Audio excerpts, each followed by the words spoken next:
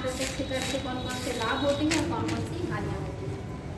लाभ में पहला पॉइंट, अप्रत्यक्ष करों का भुगतान करना सुविधाजनक होता है। अप्रत्यक्ष करों का भुगतान करना सुविधाजनक होता है।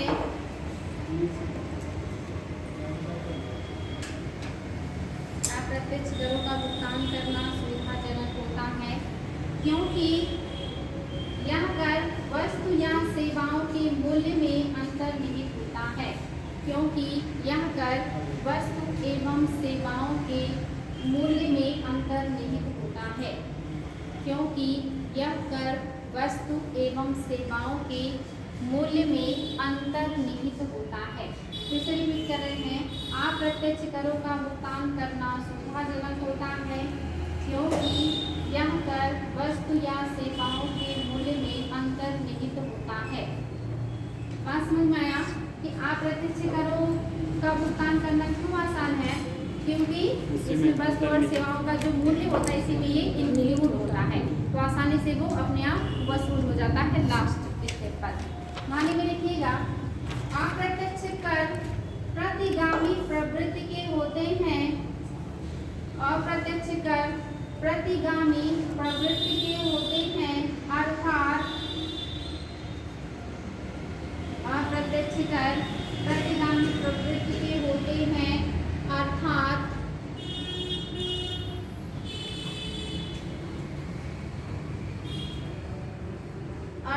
यह कर अमीर गरीब सभी पर समान रूप से लागू होते हैं। अर्थात यह कर अमीर गरीब सभी पर समान रूप से लागू होते हैं। अमीर गरीब सभी पर समान रूप से लागू होते हैं। यानी कोई बच्चा अमीर घर का हो या गरीब घर का हो, अगर वो किसी सेवा को परचेज कर रहा है तो दोनों को पैसा उतना ही देना है। या कोई वस्तु आप ले रहे हैं, आप अमीर घर के हैं, आपके पास बहुत पैसा, तब भी आपको वस्तु उतने में ही मिलेगी, और आप गरीब घर के हैं तो भी आपको वस्तु उतने में ही मिलेगी। अब आपकी क्षमता, अगर आपके पास पैसे हैं तो आप परचेज कीजिए, ना क्षमता हो तो ना परचेज कीजिए, लेकिन देना दोनों लोगों को समान रूप से ही होता है। आप लाभ में लिखिएगा नेक्स्ट पॉइंट, अप्रत्यक्ष कर की लोच, अप्रत्यक्ष कर की लोच और उत्पादकता दोनों ही अधिक होती है। अप्रत्यक्ष कर की लोच, लोच मतलब होता है जिसमें झुकाव, लोच इसका मतलब होता है आसानी से, मतलब उसको कन्वर्ट कर लेना। लोच एवं उत्पादकता और उत्पादकता दोनों ही अधिक होती है, अधिक होती है। अपनी आवश्यकता अनुसार सरकार द्वारा, अपनी आवश्यकता अनुसार सरकार द्वारा इसको बढ़ाया जा सकता है। अपनी आवश्यकता अनुसार सरकार द्वारा इसको बढ़ाया जा सकता है क्योंकि ये वस्तु के मूल्य में निहित होता है, क्योंकि ये वस्तु के मूल्य में निहित होता है।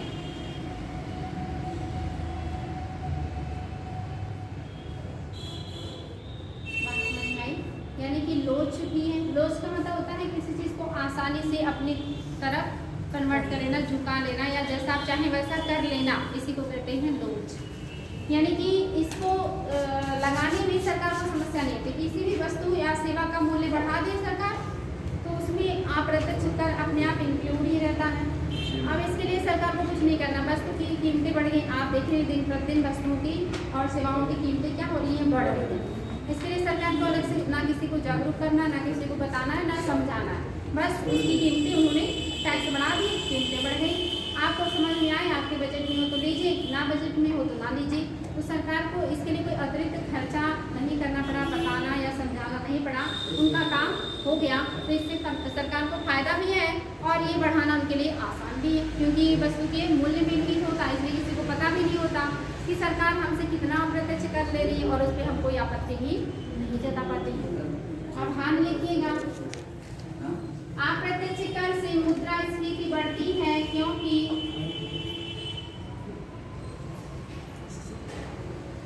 अप्रत्यक्ष कर से मुद्रास्फीति बढ़ती है क्योंकि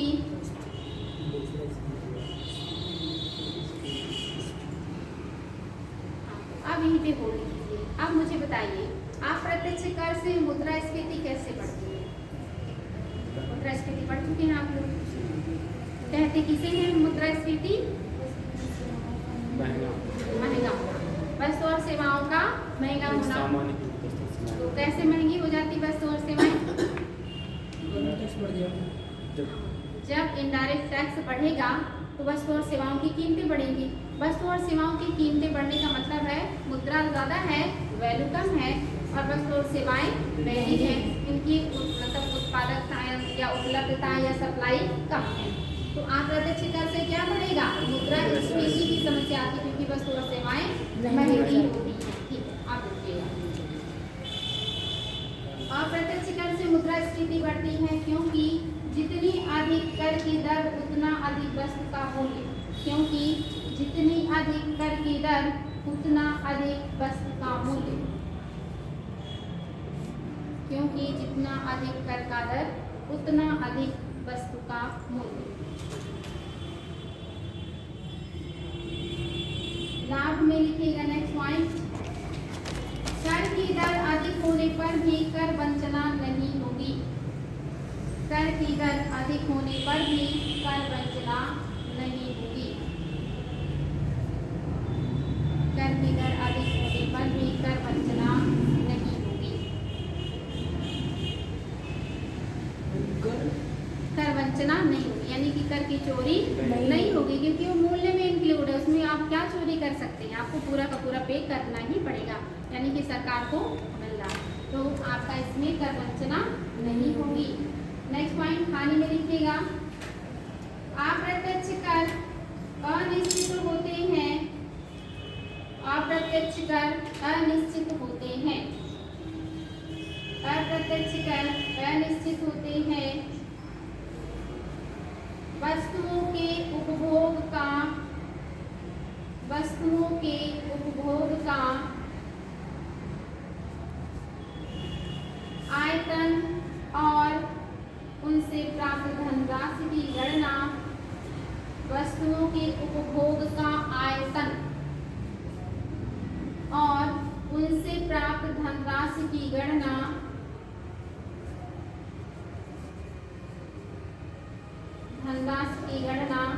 और कुल मिलाकर इन सबसे प्राप्त राजस्व का आकलन और कुल मिलाकर इनसे प्राप्त राजस्व का आकलन करना मुश्किल कार्य है। और कुल मिलाकर इनसे प्राप्त राजस्व का आकलन करना मुश्किल कार्य है। रिपीट कर रही हूँ। अप्रत्यक्ष कर अनिश्चित होते हैं। वस्तुओं के उपभोग का आयतन और उनसे प्राप्त धनराशि की गणना और कुल मिलाकर इन सब से प्राप्त राजस्व का आकलन करना मुश्किल कार्य है। अब हानि में लिखिए, लाभ में लिखिएगा नेक्स्ट पॉइंट। अप्रत्यक्ष कर की दर को बढ़ाने से सामाजिक कल्याण का स्तर भी अप्रत्यक्ष कर की दर को बढ़ाने से अप्रत्यक्ष कर की दर को बढ़ाने से सामाजिक कल्याण का स्तर भी सुधरता है।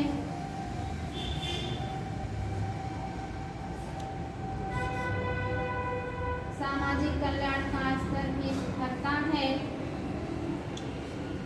क्योंकि बहुत बार सरकार ऐसी वस्तुओं पर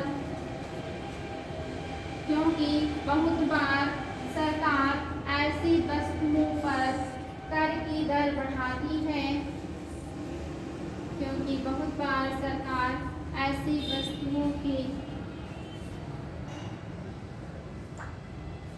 पर कर की दर बढ़ाती है जिसके उपभोग से सामाजिक कल्याण रुकता जिसके उपभोग से सामाजिक कल्याण रुकता है, सामाजिक कल्याण रुकता है, बाधित होता है। ऐसे में इन वस्तुओं का उपभोग हतोत्साहित होता है, ऐसे में इन वस्तुओं का उपभोग हतोत्साहित होता है, ऐसे में इन वस्तुओं का उपभोग लाभ में है ना? लाभ में ये ये लाभ में, यानी कि अप्रत्यक्ष कर से सामाजिक कल्याण बढ़ता है, क्योंकि कभी कभी सरकार ऐसी वस्तुओं पर कर का दर बढ़ाती है जो सामाजिक कल्याण को रोकते हैं, तो ऐसी वस्तुओं की बिक्री हतोत्साहित होती है। जैसे अभी बात हुआ मादक द्रव्य या नशीले जितने भी पदार्थ होते हैं, चाहे वो ठोस रूप में हो या लिक्विड, इन पर जब सरकार टैक्स लगाती है तो इनकी कीमतें बढ़ती हैं, जिससे समाज में इनका उपभोग या बिक्री हतोत्साहित होता है। नेक्स्ट पॉइंट हानि में लिखिएगा, अप्रत्यक्ष कर का संग्रहण करना काफी खर्चीला है, अप्रत्यक्ष कर का संग्रहण करना काफी खर्चीला है।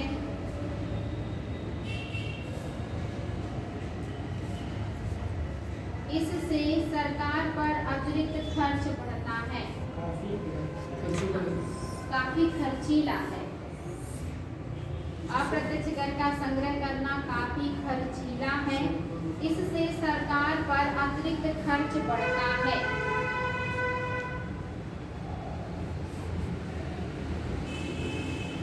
अतिरिक्त खर्च बढ़ता है, साथ ही अप्रत्यक्ष कर अनुत्पादक होते हैं, साथ ही अप्रत्यक्ष कर अनुत्पादक होते हैं।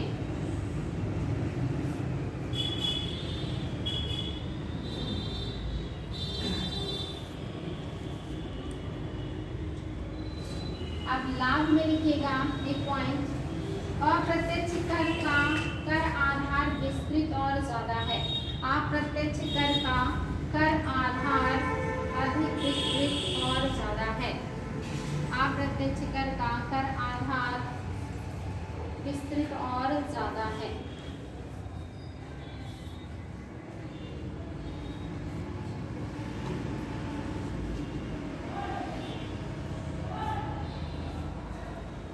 हेडिंग कीजिएगा मूल्यानुसार कर, मूल्यानुसार कर, मूल्यानुसार कर।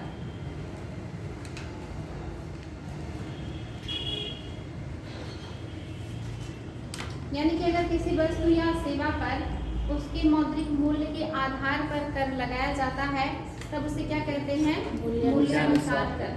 और कुछ कर ऐसे होते हैं जो विशिष्ट आधार पे लगाए जाते हैं कि अगर उस आधार को आप, जैसे आप देखते हैं रोड पे गाड़ियाँ चलती हैं बहुत सारे माल ढुलाई के, लेकिन जो ज़्यादा वजन लेके जाते हैं, जैसे ट्रैक्टर ट्राली जा रहा हो तो क्या उसे टोल टैक्स लिया जाता है? नहीं। लेकिन अगर लोडेड ट्रक जा रहा हो तो उसे टैक्स लिया जाता है। तो ऐसे टैक्स को विशिष्ट टैक्स कहते हैं, जो आयतन, वजन, ऐसी चीज़ों के आधार पर लिया जाता है। और मूल्यानुसार टैक्स यानी कि वस्तु और सेवाओं का जैसे मूल्य बढ़ता है उसी आधार पर उस पर टैक्स भी बढ़ता है, उसी को मूल्यानुसार टैक्स कहते हैं। जैसे पहले गोल्ड के आयात पर विशिष्ट कर लगता था, लेकिन अब क्या कर दिया गया, मूल्यानुसार कर दिया गया, क्योंकि गोल्ड का मूल्य क्या हो रहा है, दिन प्रतिदिन बढ़ते जा रहा है, तो टैक्स भी उस पर दिन प्रतिदिन बढ़ते जा रहा है मूल्य के अनुसार। तो क्या लिखवाना पड़ेगा या समझ गए? अब हेडिंग कीजिएगा भारतीय कर व्यवस्था, इंडियन टैक्स सिस्टम, भारतीय कर व्यवस्था।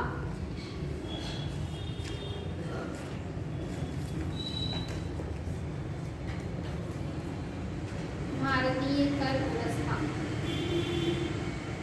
इसमें हेडिंग कीजिएगा संघीय कर व्यवस्था ब्रैकेट में संवैधानिक प्रावधान, संघीय कर व्यवस्था ब्रैकेट में संवैधानिक प्रावधान, संघीय कर व्यवस्था ब्रैकेट में संवैधानिक प्रावधान।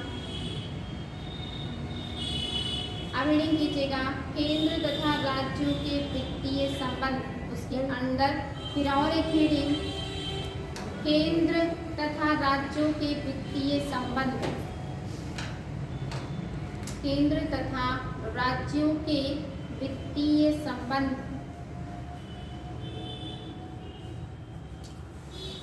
इसमें नोट कीजिएगा, भारतीय संविधान के भाग 12 के अध्याय 1, भारतीय संविधान के भाग 12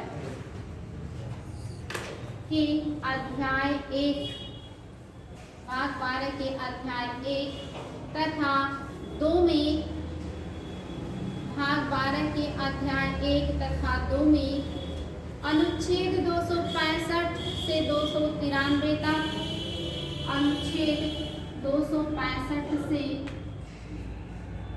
293 तक केंद्र एवं राज्यों के मध्य, केंद्र एवं राज्यों के मध्य वित्तीय संबंधों की व्याख्या की गई है। केंद्र एवं राज्यों के मध्य वित्तीय संबंधों की व्याख्या की गई है। वित्तीय संबंधों की व्याख्या की गई है। संघ तथा राज्यों के मध्य वित्तीय संसाधनों का विभाजन किया गया है। संघ तथा राज्यों के मध्य वित्तीय संसाधनों का विभाजन किया गया है।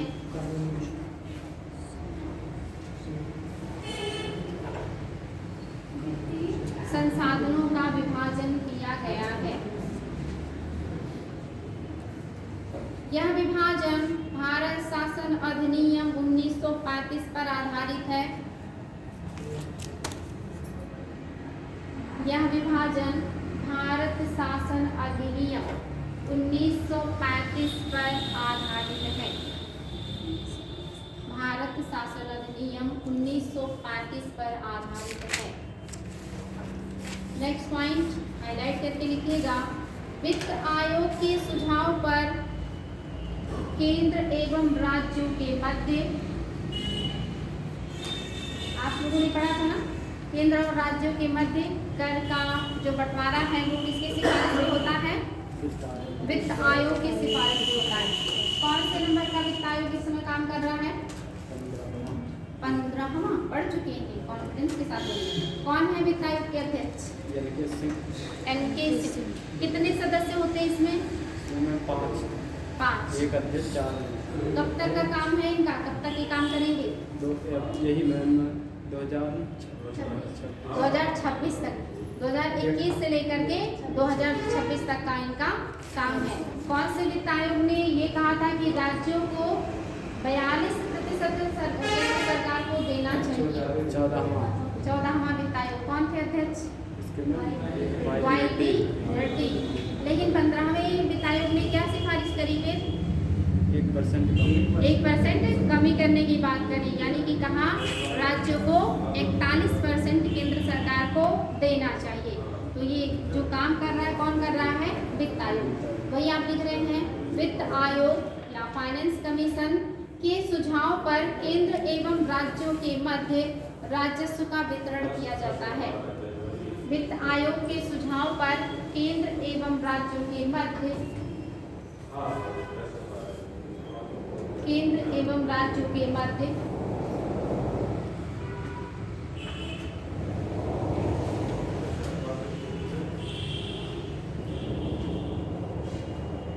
राजस्व का वितरण किया जाता है।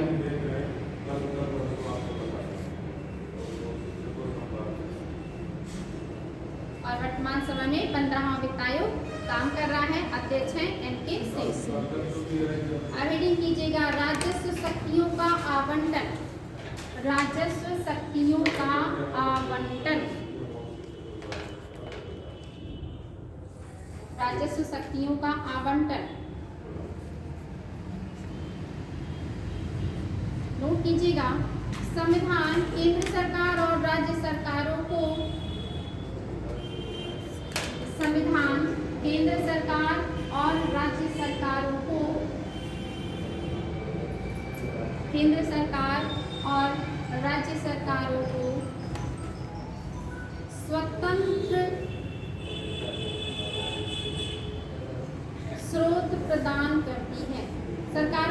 राजस्व का स्वतंत्र स्रोत प्रदान करती है। सरकारों को राजस्व का स्वतंत्र स्रोत प्रदान करती है। केंद्र और राज्यों की आवंटित शक्तियों को केंद्र और राज्य की आवंटित शक्तियों को निम्नलिखित बिंदुओं द्वारा समझा जा सकता है। शक्तियों को निम्नलिखित बिंदुओं द्वारा समझा जा सकता है।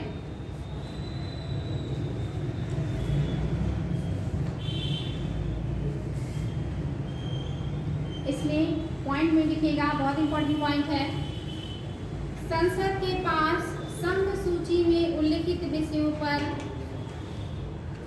संसद के पास संघ सूची में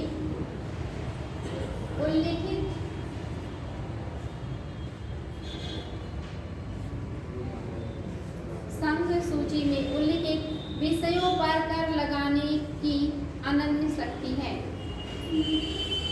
उल्लिखित विषयों पर कर लगाने की अनन्य शक्ति है। कितनी सूचियां हैं? 3। कौन कौन सी? संघ सूची, राज्य सूची, समवर्ती सूची। संघ सूची में कितने विषय हैं? वर्तमान में 100। राज्य सूची में कितने हैं? और 62। और समवर्ती सूची में 47। कंफर्म बताएं। कंफर्म सबको क्लियर है? पढ़ा ना आप लोगों ने क्वालिटी? देख के आइएगा। तो 3 सूची है। संघ सूची में कानून कौन बनाता है? केंद्र सरकार। राज्य सूची में राज्य सरकार। और समवर्ती सूची पर दोनों मिलकर दोनों बनाते हैं। यानी कि केंद्र भी बनाता है और राज्य भी बनाता है। राज्य सूची में कुछ ऐसे विषय हो, अगर राज्य उसके लिए परमिशन दे तो उस पर केंद्र भी कानून बना सकता है। ठीक है, वही आपने लिखा कि संसद के पास कौन सी सूची पर अधिकार है बनाने का? संघ सूची। नेक्स्ट पॉइंट, राज्य विधायिकाओं के पास राज्य सूची में वर्णित राज्य विधायिकाओं के पास राज्य सूची में वर्णित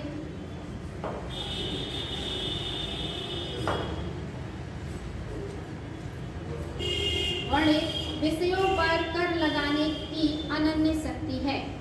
राज्य सूची में वर्णित विषयों पर कर लगाने की अनन्य शक्ति है।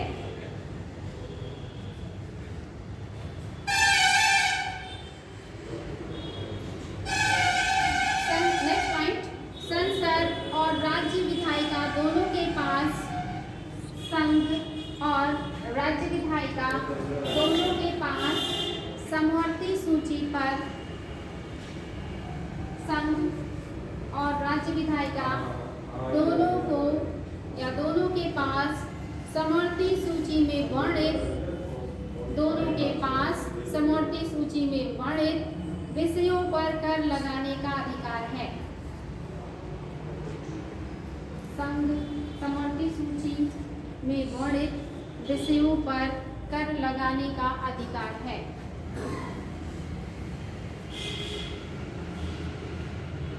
और बताएं, अवशिष्ट जो शक्तियां हैं, इसमें जो विषय है उस पर कर लगाने का अधिकार किसके पास है? केंद्र सरकार के पास है। अवशिष्ट मतलब क्या होता है? ऐसे तो ज्योग्राफी में कुछ और होगा, पॉलिटी में कुछ और होगा, जिसकी व्याख्या में जो ना हो, यानी कि आपके देश जब ये तीनों सूचियां बनी थी तो बहुत सारे ऐसे विषय थे जो उस समय नहीं थे, जो बाद में आई, जिनका उल्लेख इन तीनों में नहीं है, जो बाद में जोड़ेंगे, उसे कहा गया अवशिष्ट। अवशिष्ट मतलब जो बचा हुआ, तो उस पर भी कौन बनाएगा? केंद्र सरकार। तो नोट करवाने की जरूरत नहीं है ना। नेक्स्ट हेडिंग, कराधान शक्तियाँ। कराधान शक्तियाँ, इसमें नोट कीजिएगा, इसका प्रावधान अनुच्छेद 246 के अंतर्गत, इसका प्रावधान अनुच्छेद 246 के अंतर्गत 7वीं अनुसूची की विभिन्न सूचियों जैसे सातवीं अनुसूची की विभिन्न सूचियों जैसे सातवीं अनुसूची की विभिन्न सूचियों जैसे संघ, राज्य एवं समवर्ती सूची में किया गया है। संघ, राज्य एवं समवर्ती सूची में किया गया है।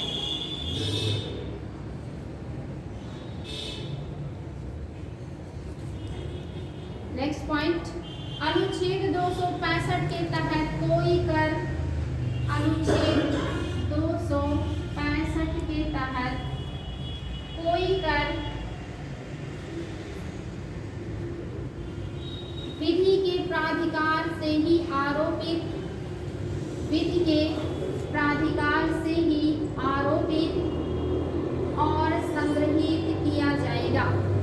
विधि के प्राधिकार से ही आरोपित और संग्रहित किया जाएगा। संग्रहित किया जाएगा, अन्यथा नहीं, अन्यथा नहीं।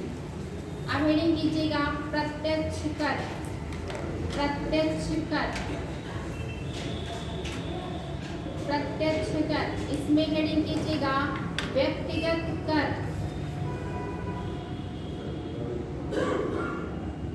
व्यक्तिगत कर। प्रत्यक्ष कर में हेडिंग कीजिएगा व्यक्तिगत कर। व्यक्तिगत आय कर उन विभिन्न स्रोतों पर लगाया जाता है, व्यक्तिगत आय कर उन विभिन्न स्रोतों पर लगाया जाता है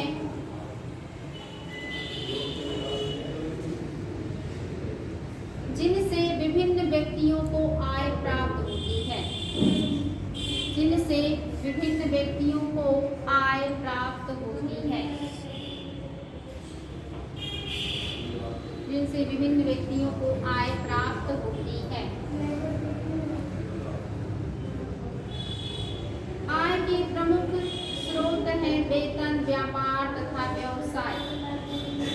आय के विभिन्न स्रोत हैं वेतन, व्यापार तथा व्यवसाय। वेतन, व्यापार तथा व्यवसाय। वेतन, व्यापार तथा व्यवसाय से प्राप्त आय, से प्राप्त आय, संपत्ति आय, संपत्ति आय, ब्याज प्राप्ति एवं लाभांश इत्यादि, ब्याज प्राप्ति एवं लाभांश इत्यादि। आयकर की वसूली करने का कार्य केंद्र सरकार के, आयकर की वसूली करने का अधिकार, आयकर की वसूली करने का अधिकार केंद्र सरकार के आयकर विभाग का है, केंद्र सरकार के आयकर विभाग का है, जो कि केंद्रीय वित्त मंत्रालय के राजस्व विभाग के अधीन, जो कि केंद्रीय वित्त मंत्रालय के राजस्व विभाग के अधीन, जो कि केंद्रीय वित्त मंत्रालय के राजस्व विभाग के अधीन, केंद्रीय प्रत्यक्ष कर बोर्ड द्वारा, केंद्रीय, फिर रिपीट कर दे रहे हैं, आयकर की वसूली करने का कार्य केंद्र सरकार के आयकर विभाग का है, जो कि केंद्रीय वित्त मंत्रालय के राजस्व विभाग के अधीन केंद्रीय प्रत्यक्ष कर बोर्ड द्वारा, केंद्रीय प्रत्यक्ष कर बोर्ड द्वारा शासित किया जाता है, केंद्रीय प्रत्यक्ष कर बोर्ड द्वारा शासित किया जाता है।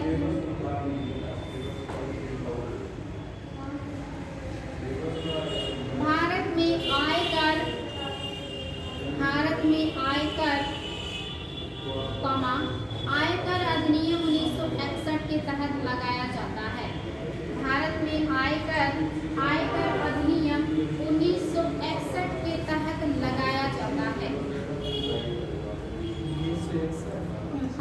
1961 के तहत लगाया जाता है।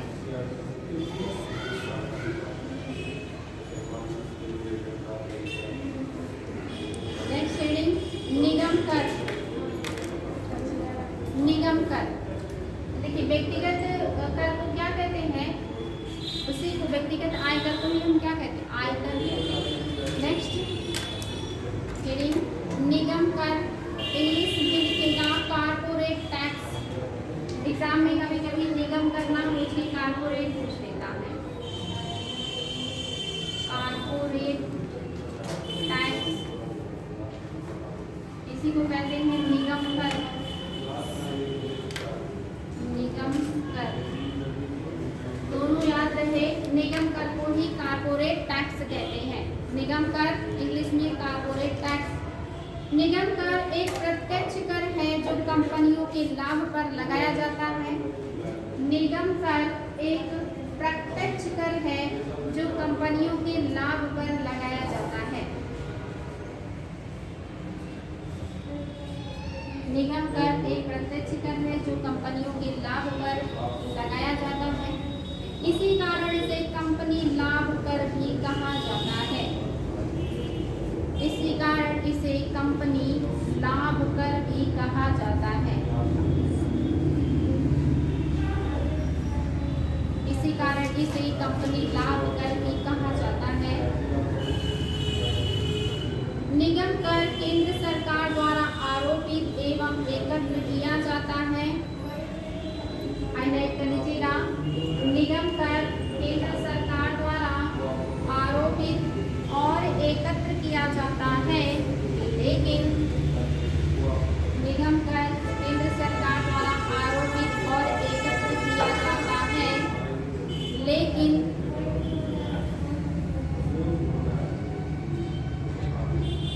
यह कर राज्यों के मध्य विभाजित नहीं किया जाता।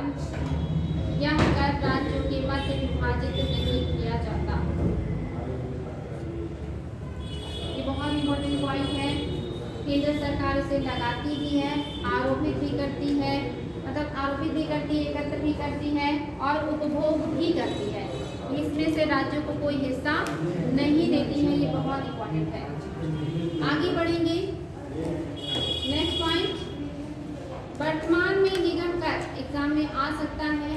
वर्तमान में निगम कर भारत सरकार के राजस्व प्राप्त करने का सबसे बड़ा स्रोत बना हुआ है।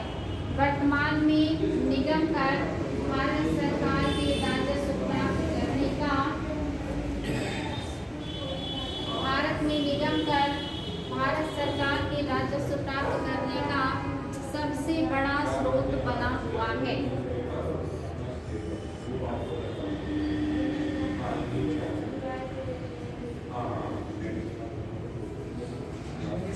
कंपनियों के ऊपर लगता है किसी पर नहीं? हाँ बेटे, केवल कंपनियों पे लगता है या किसी पे नहीं? हाँ केवल कंपनी उद्योग धंधों पर लगेगा, उनके लाभ पर लगता है। कंपनियों के लाभ पर जितना ज़्यादा वो लाभ कमाएंगे उतना ही ज़्यादा उनसे लिया जाएगा सरकार के द्वारा। केंद्र सरकार लगाएगी, अधिग्रहित करेगी, मतलब उनसे वसूलेगी और फिर वो खुद खर्चा करेगी। नेक्स्ट पॉइंट, भारत में 1960-61 के पूर्व कंपनियों पर उनके लाभ पर, भारत में 1960-61 से पूर्व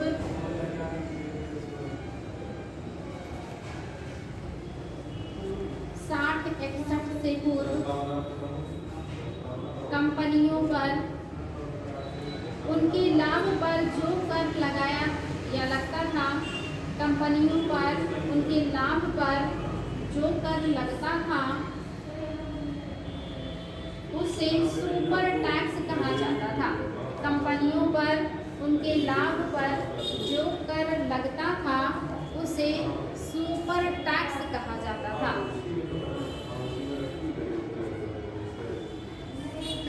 उसे सुपर टैक्स कहा जाता था। 1960-61 में इसे समाप्त कर दिया गया। 1960-61 में इसे समाप्त कर दिया गया।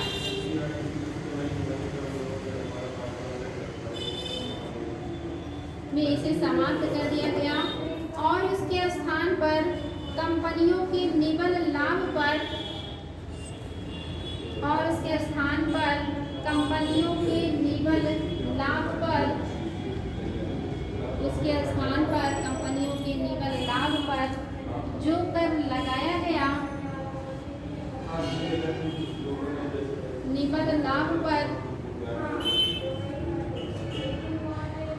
जो कर लगाया गया उसे निगम कर कहा जाने लगा।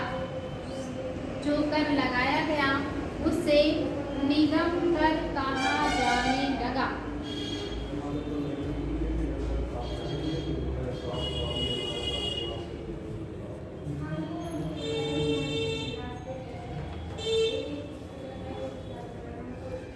इसे कंपनी अधिनियम 1956 के तहत, हाईलाइट कीजिएगा, इसे कंपनी अधिनियम 1956 के तहत, आगे पढ़ाएंगे कंपनी अधिनियम, कंपनी अधिनियम 1956 के तहत पंजीकृत निजी और सार्वजनिक दोनों प्रकार की कंपनियों, पंजीकृत निजी और सार्वजनिक दोनों प्रकार की कंपनियों एवं निगमों पर लगाया जाता है। पंजीकृत दोनों प्रकार की यानी कि निजी एवं सार्वजनिक दोनों प्रकार की कंपनियों एवं निगमों पर लगाया जाता है। दोनों का दर समान रहता है। हाँ बेटी, इन दोनों का जो रेशियो रहता है सेम रहता है। बेटी अभी ये तो नहीं कह रहे हैं, लेकिन हाँ ये कह रहे हैं कि दोनों पर लगाया जाता है। अगर वो कंपनी अधिनियम 1956 के तहत कोई भी कंपनी या निगम रजिस्टर्ड है और वो सरकारी हो या वो निजी हो, तो दोनों के ऊपर निगम कर लगाया जाएगा। और ये केंद्र सरकार वसूलती है, केंद्र सरकार लगाती है और केंद्र सरकार के द्वारा ही इसे खर्चा किया जाता है। और वर्तमान में सबसे ज़्यादा इनकम केंद्र सरकार को निगम कर या कारपोरेट टैक्स के रूप में ही हो रहा है। इस निगम कर या कारपोरेट टैक्स को 1960-61 के पहले सुपर टैक्स कहा जाता था। 1960-61 में सुपर टैक्स को खत्म कर दिया गया। उसके बाद जो कर लाया गया वो आपका क्या हो गया, निगम कर कहलाया, जो कंपनियों के निवल लाभ यानी कि जो शुद्ध लाभ है उस पर लगाया जाता है। अब नेक्स्ट हेडिंग कीजिएगा, संपत्ति कर, प्रॉपर्टी टैक्स। संपत्ति कर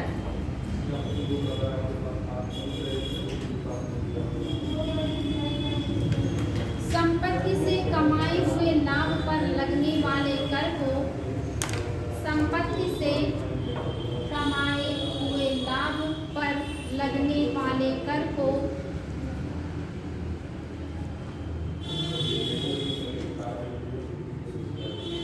संपत्ति से कमाए हुए लाभ पर लगने वाले कर को संपत्ति कर के रूप में जाना जाता है।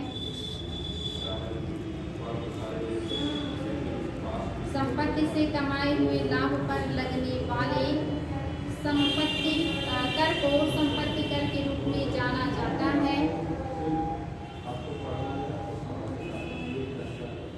भारत में संपत्ति कर सर्वप्रथम 1957 में, भारत में संपत्ति कर सर्वप्रथम 1957 में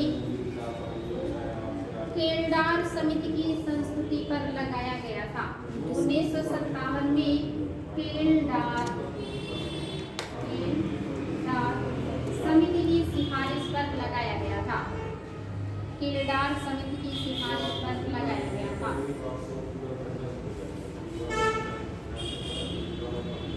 यह व्यक्तियों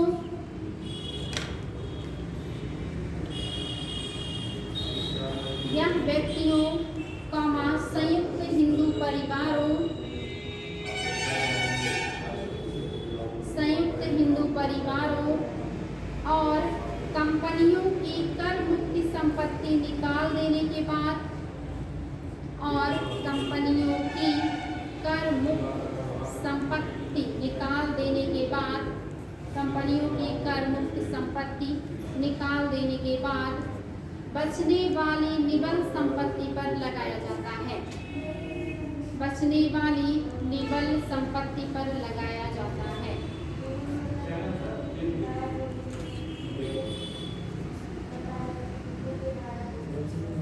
बचने वाले निबल संपत्ति पर लगाया जाता है। फिर से रिपीट करें। संपत्ति से कमाए हुए लाभ पर लगने वाले कर को संपत्ति कर के रूप में जाना जाता है। भारत में संपत्ति कर का सर्वप्रथम 1957 में किल्डार्ट समिति की सिफारिश या संस्कृति पर लगाया गया था। यह व्यक्तियों, संयुक्त हिंदू परिवारों और कंपनियों की कर मुक्त संपत्ति निकाल देने के बाद बचने वाली निबल संपत्ति पर लगाया जाता है। हो गया यहाँ तक बात? ये समझ में आ रहा है? इसे 1957 से लागू किया गया, यानी 1957 के पहले संपत्ति कर नहीं था। किसके सिफारिश पर? किल्डार्ट समिति की संस्कृति पर ये लाया गया। और ये व्यक्तियों या संयुक्त हिंदू परिवारों, पहले हिंदू परिवार संयुक्त हुआ करता था तो उनकी भी संयुक्त संपत्ति होती थी। इसके अलावा कोई और भी हो, उनकी जो लैंड कर मुक्त होते, जैसे आप देखते ना कर से बचने के लिए बहुत सारा लोग ट्रस्ट घोषित कर देते हैं या मतलब अलग अलग तरह को घोषित कर देते हैं जिसमें सरकार टैक्स नहीं लगा सकती। तो ऐसे संपत्तियों को हटाने के बाद जो उनका शुद्ध संपत्ति होता है उसके ऊपर ये टैक्स लगाया जाता है। बात समझ में आया? आगे बढ़ेंगे। यह कर बाजार मूल्य के अनुसार संपत्ति पर लगाया जाता है। यह कर बाजार मूल्य के अनुसार संपत्ति पर लगाया जाता है।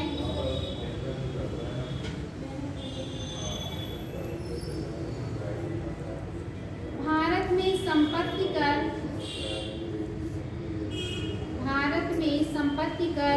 राज्य सरकारों का कर है। भारत में संपत्ति कर राज्य सरकारों का कर है।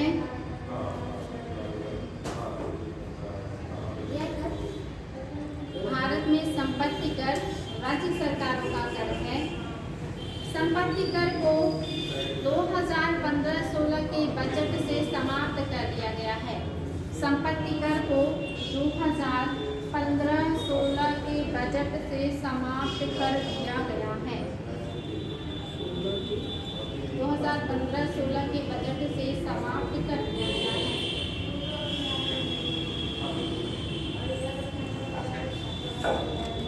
नेक्स्ट हेडिंग, पूंजी लाभ कर।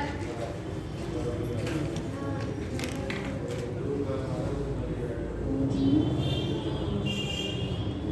लाभ कर। पूंजी लाभ कर, कैपिटल गेन्स टैक्स। वह कर जो किसी निवेशक द्वारा प्राप्त किए जाने वाले पूंजीगत वह कर जो किसी निवेशक द्वारा प्राप्त किए जाने वाले वह कर जो किसी निवेशक द्वारा प्राप्त किए जाने वाले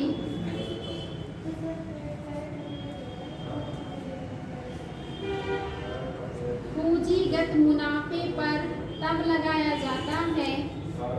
पूंजीगत मुनाफे पर तब लगाया जाता है जब वह खरीद मूल्य से ज़्यादा की कीमत पर खरीद मूल्य से ज़्यादा की कीमत पर पूंजीगत पर संपत्तियों की बिक्री करता है। खरीद मूल्य से ज़्यादा की कीमत पर पूंजीगत पर संपत्तियों की बिक्री करता है। खरीद मूल्य से ज़्यादा पर पूंजीगत पर संपत्तियों की बिक्री करता है।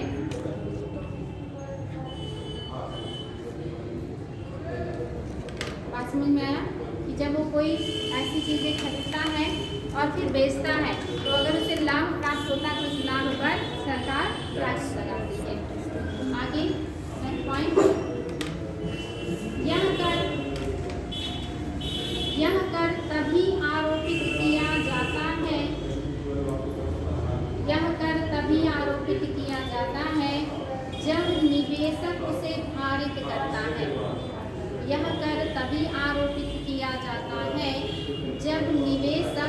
उसे धारित करता मतलब प्राप्त करता है।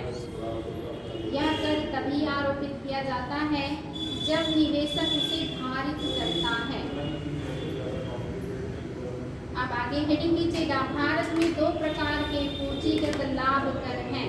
भारत में 2 प्रकार के पूंजीगत लाभ कर हैं।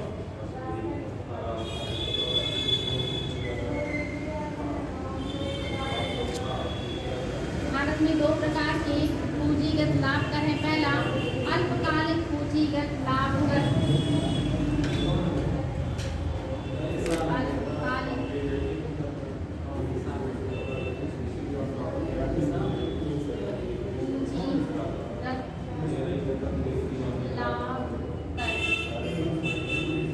अल्पकालिक पूंजीगत लाभ कर। इसमें नोट कीजिएगा, किसी वित्तीय परिसंपत्ति ब्रैकेट में जैसे भूमि भवन, किसी वित्तीय परिसंपत्ति ब्रैकेट में भूमि भवन जैसे भूमि भवन ब्रैकेट बंद के लिए 3 वर्ष से कम एक वित्तीय प्रतिभूति के लिए 3 वर्ष से कम एक वित्तीय प्रतिभूति जैसे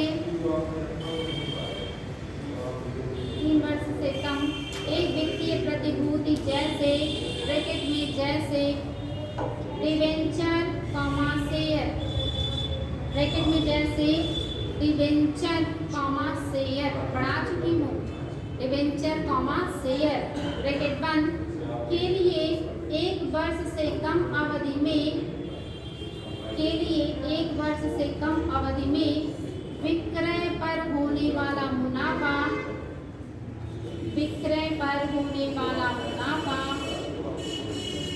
1 वर्ष से कम अवधि में विक्रय पर होने वाला मुनाफा अल्पकालीन पूंजी लाभ कर कहलाता है। विक्रय पर होने वाला मुनाफा अल्पकालीन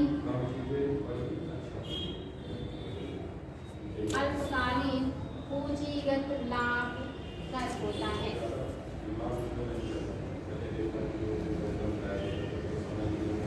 बात समझ में आया?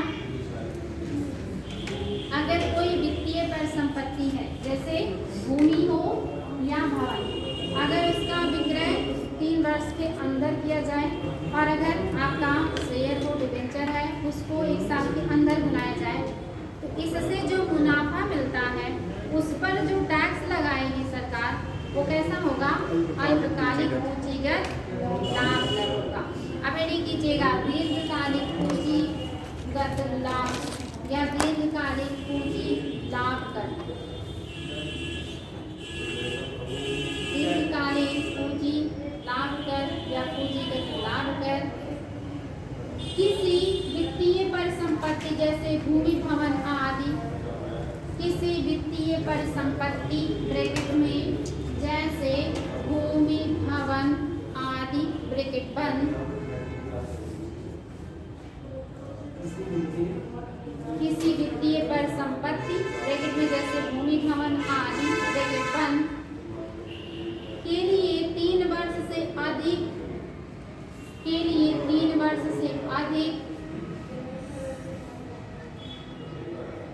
एवं वित्तीय प्रतिभूति ब्रैकेट में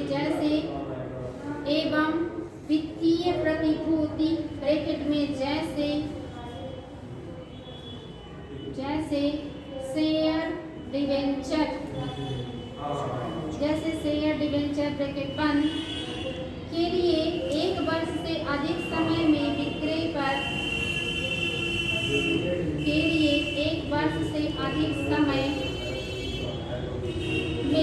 विक्रय पर होने वाला मुनाफा 1 वर्ष से अधिक समय में यहाँ पर होने वाला मुनाफा 1 वर्ष से अधिक समय पर विक्रय से होने वाले मुनाफा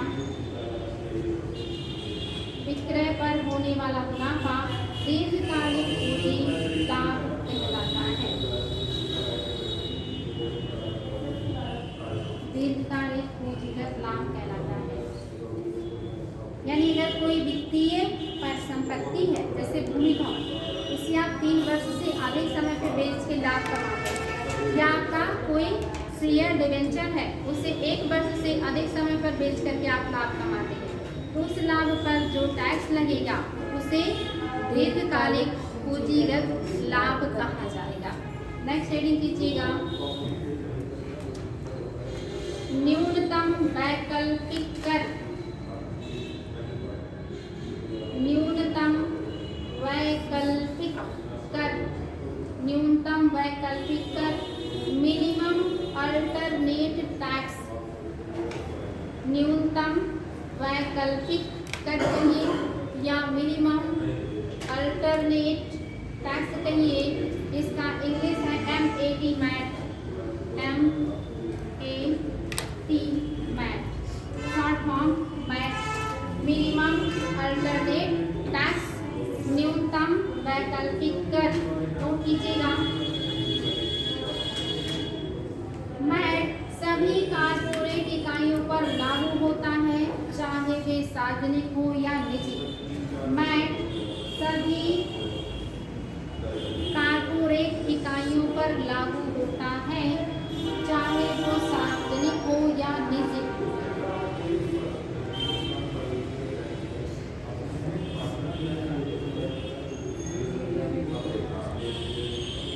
मैट सभी कारपोरेट इकाइयों पर लागू होता है, चाहे वे सार्वजनिक हो या निजी। हालांकि यह बीमा कारोबार से अर्जित आय पर, हालांकि यह बीमा कारोबार से अर्जित आय पर, हाईलाइट कर लीजिएगा, हालांकि यह बीमा कारोबार से अर्जित आय पर लागू नहीं होता। हालांकि यह बीमा कारोबार से अर्जित आय पर लागू नहीं होता।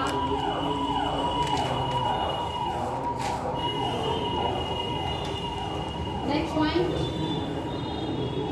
मैट शून्य या नगण्य लाभ प्रदर्शित करने वाली, मैट शून्य या नगण्य लाभ प्रदर्शित करने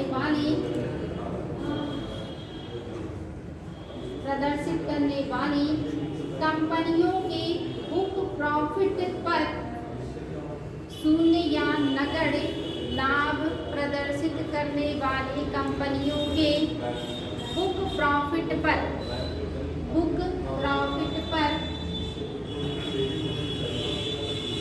एक निर्धारित दर से लगाया जाता है, एक निर्धारित दर से लगाया जाता है।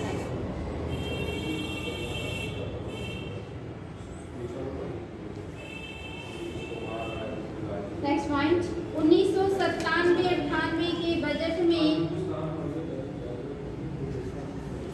1997-98 के बजट में शून्य कर कंपनी को,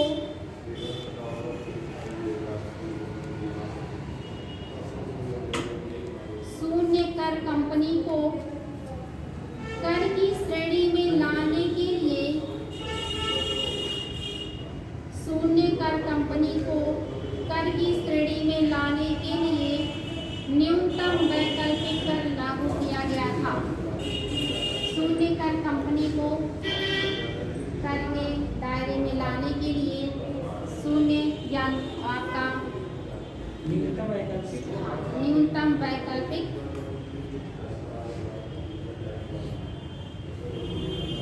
कर लागू किया गया था, न्यूनतम वैकल्पिक कर लागू किया गया था।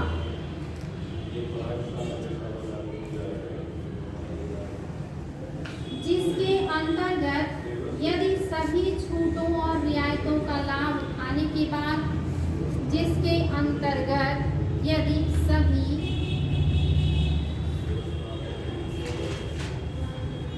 सभी छूटों और रियायतों का लाभ उठाने के बाद,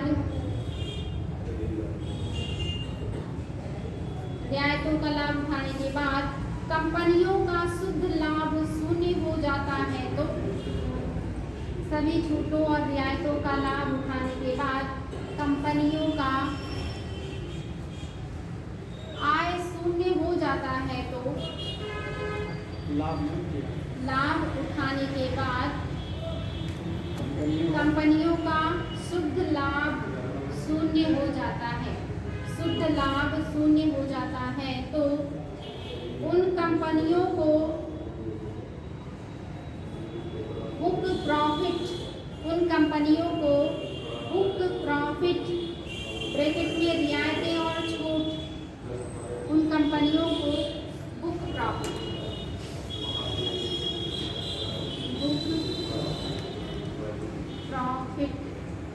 इसका मतलब क्या है? रियायतें और छूट। बुक प्रॉफिट का मतलब है रियायतें और छूट। ये आपने लिखा कंपनियों को बुक प्रॉफिट ब्रैकेट में रियायतें और छूट ब्रैकेट बंद का 30% निगम कर देना होगा। छूट का 30% मतलब बुक प्रॉफिट का 30% निगम कर देना होगा।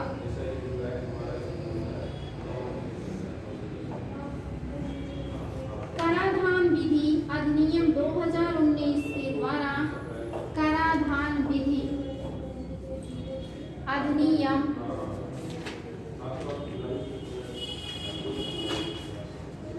2019 के द्वारा मैट की दर 18.5% से कम करके कराधान विधि अधिनियम 2019 के द्वारा मैट की दर 18.5% से कम करके 5% से कम करके 15% की गई है। 15% की गई है जो वित्तीय वर्ष 2020-21 लागू हुई। जो वित्तीय वर्ष 2020-21 लागू हुई। तो मैट को क्या कहते हैं? मिनिमम अल्टरनेट टैक्स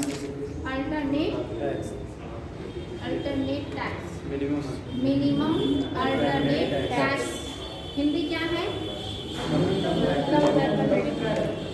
क्या है? न्यूनतम वैकल्पिक कर। यानी कि कोई कंपनी है, सरकार उसको मोटिवेट करने के लिए, बहुत सारी कंपनियां हैं, उनमें से कुछ कंपनियों को सरकार जो अभी बहुत पिछड़ी हुई हैं उनको मोटिवेट करने के लिए उनको बहुत सारी छूट देती है, रियायतें देती है। इन सारी छूटों और रियायतें के बाद भी वो बहुत ज़्यादा ग्रोथ नहीं कर पाते हैं तो छूट और रियायतों का 30% गवर्नमेंट क्या करेगी? उनसे टैक्स के रूप में लेगी कि उसने जो छूट और रियायतें दी कम से कम उसका 30% गवर्नमेंट को मिल जाए। इसी को क्या कहा गया? मैट, जो वर्तमान में 15% है और कब से लागू हुआ है? 2019 के बजट से लागू हुआ है। 2019 में इसको संशोधन करके हटा दिया गया। इसके पहले क्या था? 18.5 था। अभी क्या हो गया? 2021 में 15% कर दिया गया है मैट को। नेक्स्ट हेडिंग प्रतिभूति विनिमय कर। प्रतिभूति विनिमय कर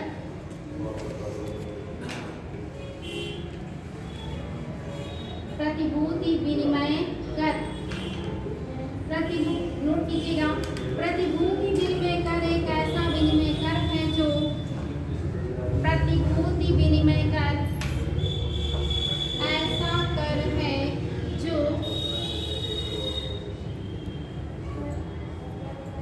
स्थानीय स्टॉक एक्सचेंज, जो घरेलू स्टॉक एक्सचेंज, जो घरेलू स्टॉक एक्सचेंज में हुए लेन देन पर लगाया जाता है।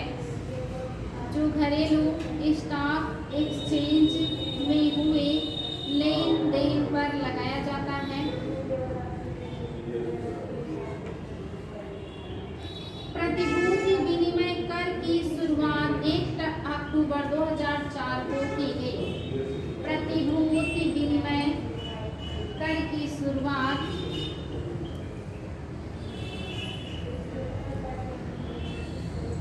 एक अक्टूबर 2004 को की गई।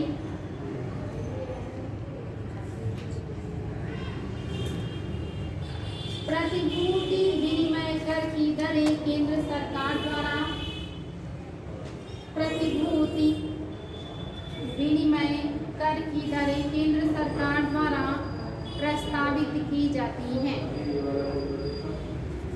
प्रतिभूति विनिमय कर की दरें केंद्र सरकार द्वारा प्रस्तावित की जाती हैं।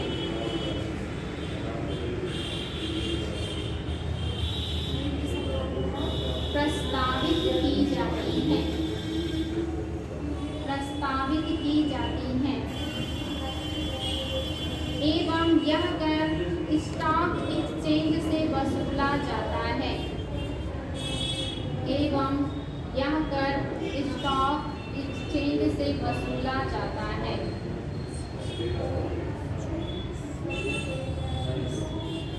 नेक्स्ट हेडिंग एंजल टैक्स या एंजल कर। एंजल कर या एंजल टैक्स। एंजल कर या एंजल टैक्स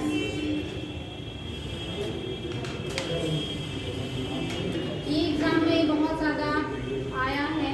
जब ये शुरुआत हुआ था तब बहुत ज़्यादा पूछा गया था। एंजल टैक्स किसे कहते हैं, एंजल टैक्स किस पे लगाया जाता है। इसमें नोट कीजिएगा, स्टार्टअप से जुड़े लोगों को सामान्यतः स्टार्टअप जब कोई नई शुरुआत कीजिए उसी तरह स्टार्टअप से जुड़े या स्टार्टअप से संबंधित लोगों स्टार्टअप से जुड़े लोगों को सामान्यतः अपने कारोबार के विस्तार के लिए स्टार्टअप से जुड़े लोगों को सामान्यतः अपने कारोबार के विस्तार के लिए पैसे की आवश्यकता होती है। पैसे की आवश्यकता होती है।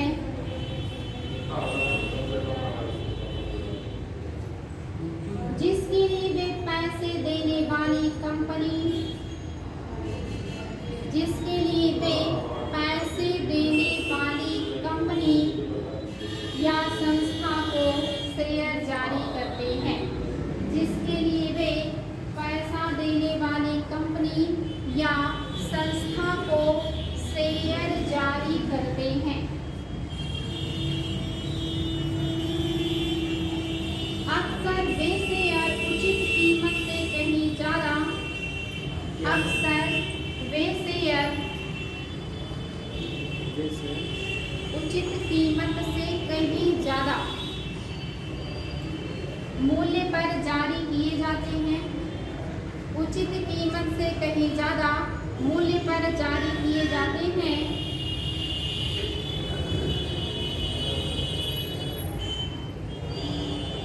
शेयर की अतिरिक्त कीमत को उसकी आय माना जाता है।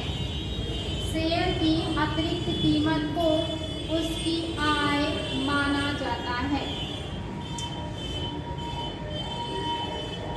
तथा इस आय पर टैक्स लगाया जाता है।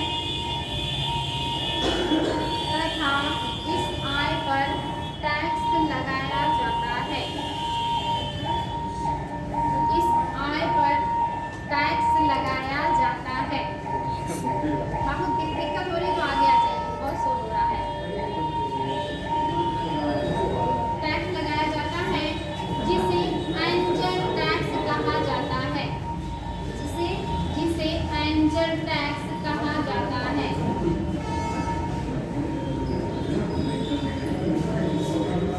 स्टार्टअप को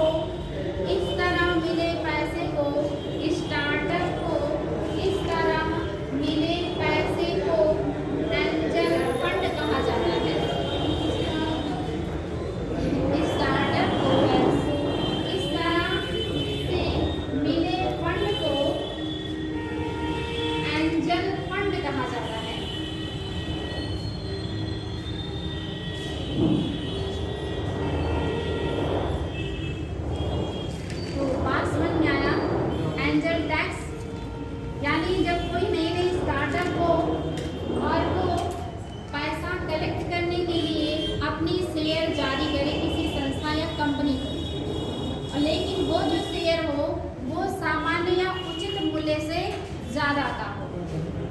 उस शेयर से जो अतिरिक्त पैसा उनको मिलेगा वो उनका आय कहलाएगा, और उस अतिरिक्त आय पर जो सरकार टैक्स लगाएगी उसे एंजल टैक्स। अब उसे एंजल टैक्स क्यों कहेंगे? जैसे मान लीजिए आप कोई नई कंपनी शुरू कर रहे हैं, अब कोई आपकी शेयर क्यों लेगा? जब आप नए हैं, आपके पर लोगों का ट्रस्ट नहीं है, तो आपसे कोई शेयर आपके शेयर में इन्वेस्ट क्यों करेगा?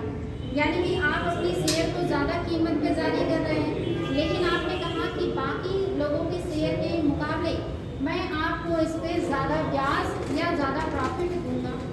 जब ज़्यादा ब्याज और ज़्यादा प्रॉफिट का लालच देंगे तभी लोग उनके शेयर को लेंगे, क्योंकि वो नए स्टैंड कर रहे हैं मार्केट में। हो सकता है उनका पैसा डूब जाएगा, तो फिर जो शेयर खरीदेगा उसका पैसा भी डूब जाएगा।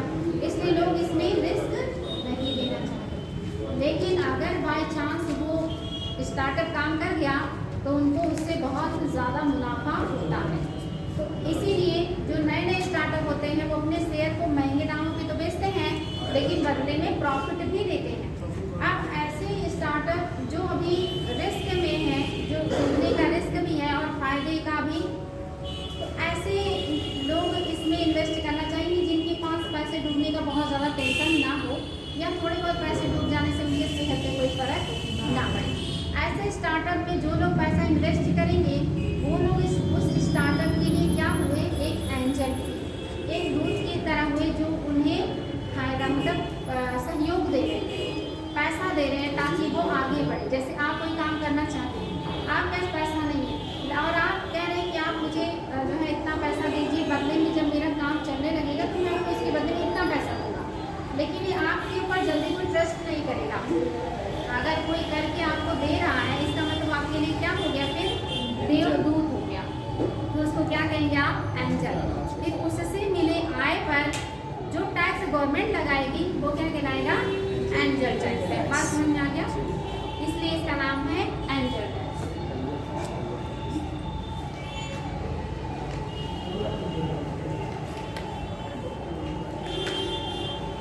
अब मेरी कीजिएगा उपहार कर, गिफ्ट टैक्स। उपहार कर,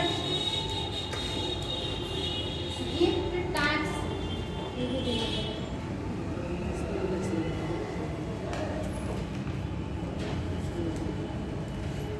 भारत में आयकर अधिनियम के तहत, भारत में आयकर अधिनियम के तहत किसी व्यक्ति द्वारा,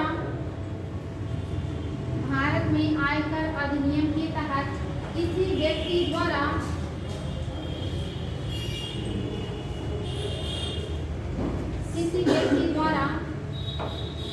किसी दूसरे व्यक्ति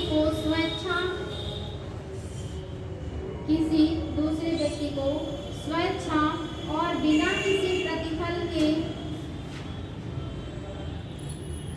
किसी दूसरे व्यक्ति को स्वेच्छा और बिना किसी प्रतिफल के हस्तांतरित की गई चल या अचल संपत्ति,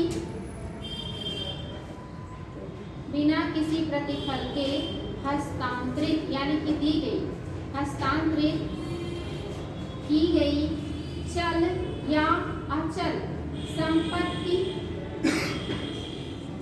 उपहार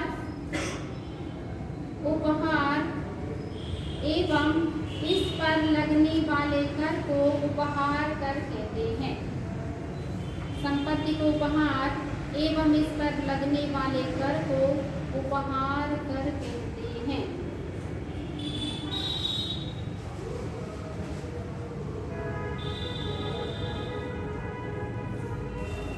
भारत में उपहार कर सर्वप्रथम 1957 में लगाने की संस्तुति, भारत में उपहार कर सर्वप्रथम लगाने की संस्तुति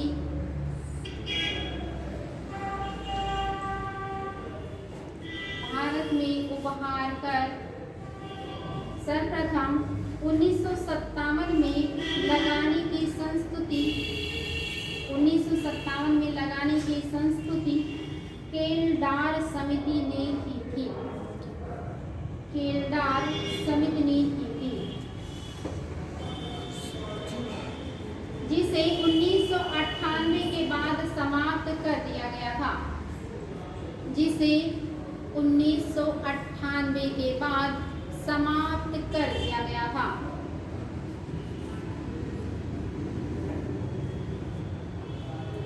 पुनः नए सिरे से 2002-03 में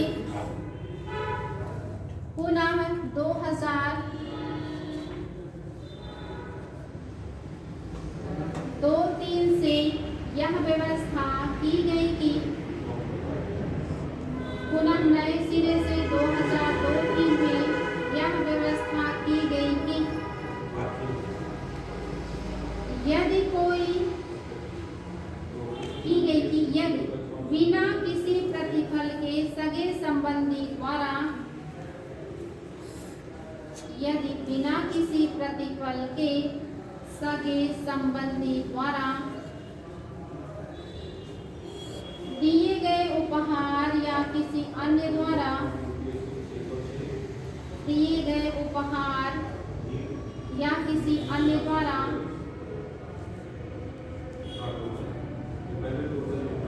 विवाह के अवसर पर दिए गए उपहार के अतिरिक्त विवाह के अवसर पर दिए गए उपहार के अतिरिक्त किसी व्यक्ति को उपहार के रूप में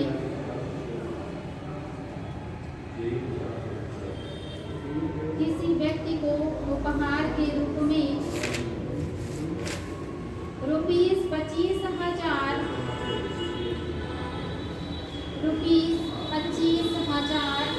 ब्रैकेट में जिसे बढ़ाकर 2009 में 25,000 ब्रैकेट में जिसे बढ़ाकर 2009 में ₹50,000 कर दिया गया। जिसे बढ़ाकर 2009 में ₹50,000 कर दिया गया। ब्रैकेट बंद। से अधिक प्राप्त होता है तो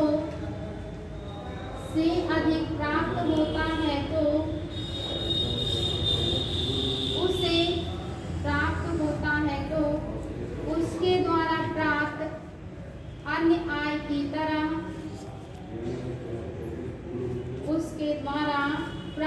अन्य आय की तरह इस पर भी आयकर देय होगा। अन्य आय की तरह इस पर भी आयकर देय होगा।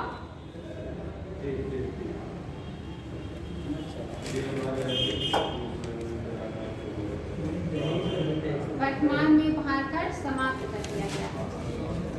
वर्तमान में उपहार कर समाप्त कर दिया गया है। यानी कि उपहार कर पहली बार कब लागू हुआ? 1957 में केल्डार समिति की सिफारिश पर, और इसके बाद इसे 1998 में पुनः समाप्त कर दिया गया। फिर से 2002-03 में इसे लागू करने का पुनः लागू किया गया। और जब ये लागू किया गया 2002-03 में, तब ये था अमाउंट 25,000 रुपये। अगर कोई शादी समारोह को छोड़ के अगर उस पर लग जाए तब तो बहुत अच्छा है। जो दहेज के रूप में गाड़ी और दिए जाते हैं ना, सब पे रोक लग जाए। तो मतलब अभी तो फिलहाल नहीं है। तो विवाह समारोह में के अलावा अगर आप 25,000 से ज़्यादा का गिफ्ट देते हैं तो उसे उस व्यक्ति की इनकम में जोड़ दिया जाएगा और उस पर जो आयकर बनेगा वो देना होता था। लेकिन 2009 से उसके अमाउंट को बढ़ा के कितना कर दिया गया था? 50,000। 25,000 पे नहीं लेंगे। अगर 50,000 से ज़्यादा का है तो उस पर सरकार आयकर देगी। लेकिन अब भी उसे क्या कर दिया गया है? समाप्त कर दिया गया है। नेक्स्ट स्टडी कीजिएगा। फ्रीज लाभ कर रहने दें। हैं आप लोग?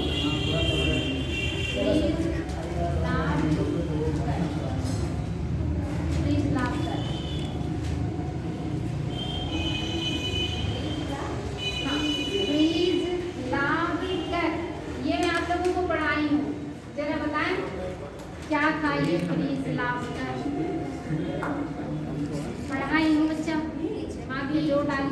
और रील बताइए। लगने के बाद मांग करें।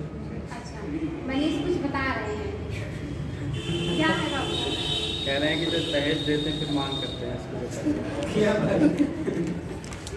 नहीं, आप लोगों को अगर सही उत्तर पता है तो बताइए, फ्रिज अगर नहीं पता है तो फिर सर हिलाइए कि नहीं पता है। नहीं पता है, बहुत अच्छे, कितना आसानी से सर हिला दिए। पढ़ाया है तो क्यों नहीं पता है? हम मैम इसमें नहीं पढ़े, हाँ? अगली बार नहीं पढ़े मैम, इसमें कर प्रणाली पूरा नहीं पढ़े। नहीं बेटे, इसी साल पढ़ाया मैंने, इसी साल पढ़ाया, अभी पिछले कुछ दिनों पहले पढ़ाया मैंने फ्रीज लाभ कर। हम मैम आए नहीं थे। अच्छा, बहुत अच्छे। जो लोग आए कौन थे? ऐसे तो सारे लोग करेंगे, हमने आज कोई था ही नहीं मैम नहीं आया था, सच में नहीं। हाँ, नहीं ठीक है, चलिए आप नहीं आए थे। मैम कुछ बताइए तो बता देंगे। अच्छा, फ्रिज तो कुछ मतलब बताएं। तो मतलब आप लोगों को कुछ भी याद नहीं है। फ्रिज मैम फ्रीज लाभ कर, ये कंपनी के द्वारा अपने कर्मचारियों को दिया जाता है, उस पर लगता है ये टैक्स। यानी कि अगर कोई बड़ी कंपनी है तो उसमें जो बड़े कर्मचारी होते हैं उनको उस कंपनी की तरफ से गाड़ी, घर, एसी, फ्रिज, कूलर, टीवी, जो भी उनको लग्जरी वस्तुएं उपलब्ध कराई जाती है ना, जी उस पर जो याद आया, वेरी गुड, अब याद आया। उस पर जो टैक्स लगता है उसको क्या कहते हैं? फ्रीज लाभ। पिछली बार भी आप लोग कहे थे, याद आ गया, समझ गए, और फिर उतने तेजी से भूल भी गए। अब क्या इसको नोट करवाना पड़ेगा? याद रहेगा पक्का? तो इसको रहने दें। तो क्या अच्छा, आप लोगों में से कौन कह रहे थे कि अब आज छोड़ दें क्लास? मनीष आज पीछे बैठे। अच्छा, मनीष को ज़्यादा थकान आ गई आज। क्या आज सभी की इच्छा है? हेडिंग कर लीजिए, आप प्रत्यक्ष कर, जिसको कल पढ़ा देंगे। अब आप लोग आज थक गए लगातार इकोनॉमी पढ़ते पढ़ते। दबाव में जब हाथ नहीं उठा रहे। दबाव में है। बहुत अच्छी बात है, ऐसे आप लोग दबाव में अच्छे अच्छे काम करें, तब तो दबाव में रहना बहुत आवश्यक है, होना भी चाहिए। कभी कभी दबाव में रह के अगर अच्छा काम हो तो ऐसा दबाव आवश्यक होता है। तो आप प्रत्यक्ष कर, कल हम लोग देखेंगे कौन कौन से मेन आप प्रत्यक्ष कर हैं, कौन वसूलता है, कौन उसका फायदा लेता है। जैसे प्रत्यक्ष कर में आपने आज क्या क्या पढ़ा? पहले तो आयकर पढ़ा या व्यक्तिगत कर, दूसरा निगम कर पढ़ा, तीसरा संपत्ति कर पढ़ा। कॉपी मत पलटिए, अभी तो पढ़ा है, अभी भूल गए। बताइए क्या क्या पढ़ा? मैट, उसके बाद मैट और कई थी पढ़ा आप लोगों ने। फटाफट पलट के देख रहे हैं छोटे बच्चों जैसे। फटाफट ये पेज पलटना बंद कीजिए, दिमाग के अपने पेज को पलटिए, बैठ जाइए और फिर बताइए मैम ये कर आज हमने प्रत्यक्ष कर पढ़ा। अब कल हम अप्रत्यक्ष कर पढ़ेंगे और उसमें जो मेन है उसको पढ़ेंगे, कौन लगाता है, कौन उगाही करता है और इस पर अधिकार किसका होता है, उपयोग कौन करता है, ठीक ना। और जो पढ़ाया है कल सब एक एक करके पूछेंगे और हम अब 1 बाय 1 एक एक व्यक्ति से पूछना शुरू करेंगे, क्योंकि आप लोग